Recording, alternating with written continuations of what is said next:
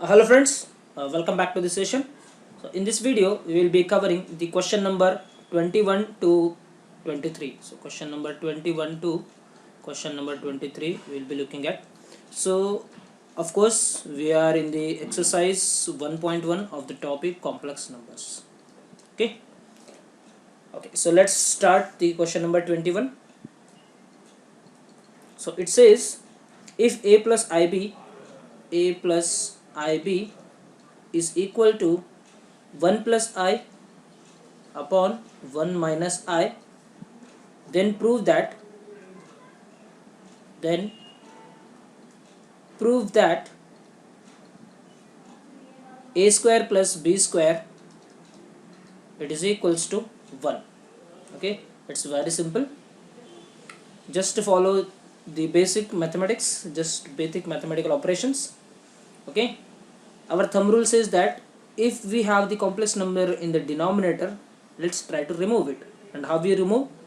Just multiply and divide by its a complex conjugate. So 1 plus I divided by 1 minus I into 1 plus I divided by 1 plus I. So it's a complex conjugate of that number. So it gives me in the numerator 1 plus I and 1 plus I. So it becomes 1 plus I whole square. And in the denominator we have a minus b and a plus b. So it will be a square minus I square, which is equals to, if I open this square bracket, I will be getting it is 1 square plus 2I plus I square all divided by it is 1 square, that is 1, minus I square becomes plus 1. Okay, so it is equals to 1 plus 2I and I square becomes minus 1 divided by 1 plus 1 is 2. So here plus 1 minus 1 gets cancelled, so remaining is what it is 2I by 2. So if I cancel out these 2, so this is equals to I. So what you are getting finally, so a plus ib it is equals to I. What it means? So imaginary part is equal to imaginary part and real part is equals to real part, which is what? Of course 0. So from this I can conclude that a is equals to 0 and b is equals to what? It is 1. Okay, what is the coefficient of what is the real part of this I is, this is n, 1. Okay, so ib is equals to 1I, so b is equals to 1. So what we have to prove? That a square plus b square is equals to 1. So let's take that. So a square plus b square it is equals to 1. A square is 0 plus 1 square is 1, which is equals to 1, implies 1 is equals to 1. Hence proof. It's very simple. Okay, simple mathematics we have to use here. Is it okay? Perfect. Now let's take the another example. Question number 22. So it says, question number 22, show that, it's a good question, show that root 7 plus I root 3 divided by root 7 minus I root 3 plus root 7 minus I root 3 divided by root 7 plus I root 3. It is a real number. Okay, we have to show that the given question is a real term. Okay, means we will not get any imaginary part there if you solve this. Okay, so how to solve this?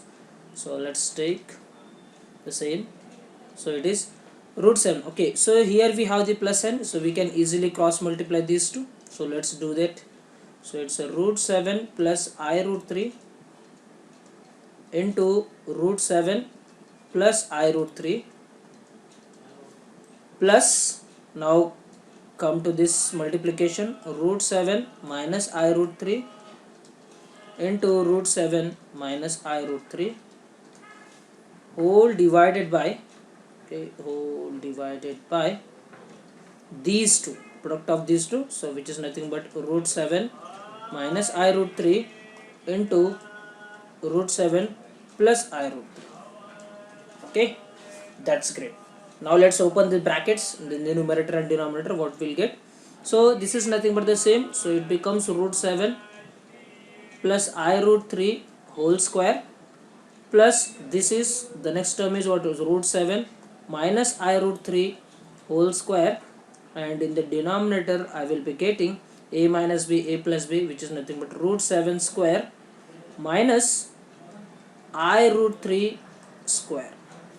Now let's open these two brackets. So root 7 plus I root 3 square, so a plus b whole square is nothing but a square, that is root 7 square is 7, plus 2I root 7 root 3, then I root 3 square becomes minus of 3. Okay, I square is minus 1, so it becomes minus 3, plus now solve the second bracket, this bracket root 7 square is 7 minus 2I root 7 root 3, and again we have here I square root 3, which is again minus of 3.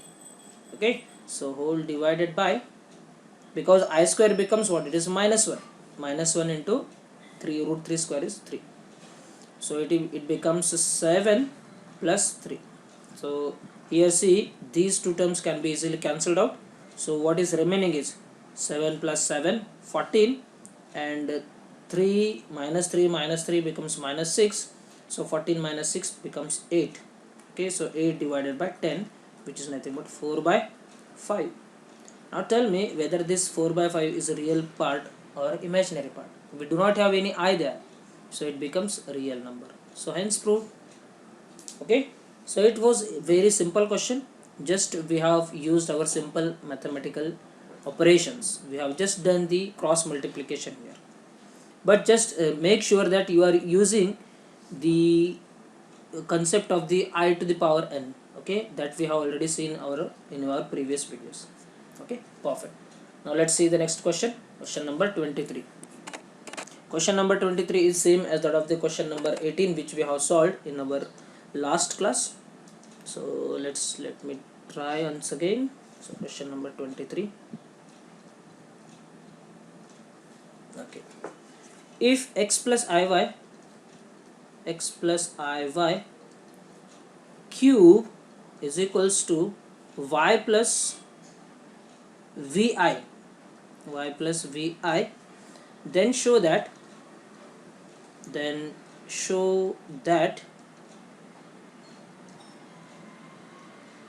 okay, what we have to show, y by x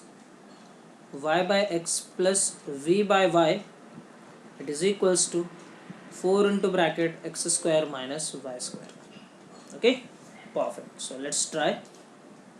कुछ नहीं करना है, यहाँ पे just you open this cube, and we have already know that the a plus b cube is what, it is x plus iy cube is equals to x cube plus 3x square I into y plus 3x iy whole square plus iy cube. This is equals to y plus vi. This is what the given information is. Okay, I have just opened this bracket. Now let's see, x cube plus 3x square y into I. Now see here we have I square term, so that becomes negative, so minus of 3xy square. Again we have here I cube, which gives me minus of I. Okay, so minus of I into y cube, which is equals to y plus vi, given information.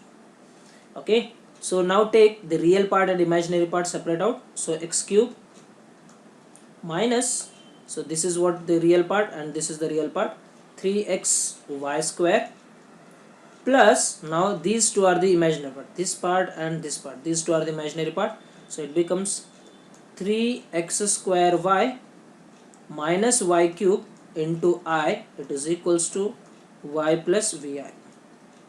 Perfect.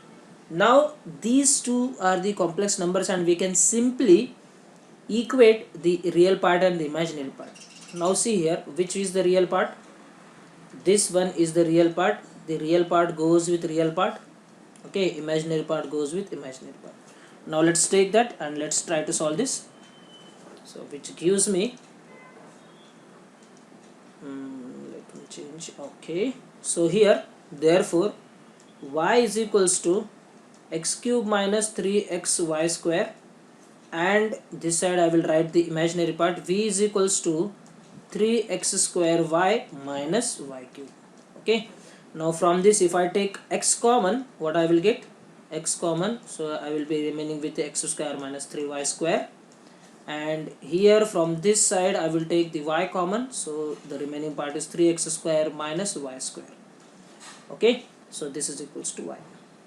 Now see here, let's take this x this side, so this becomes y by x is equals to x square minus 3y square, and let's take y this side, so v by y is equals to 3x square minus y square.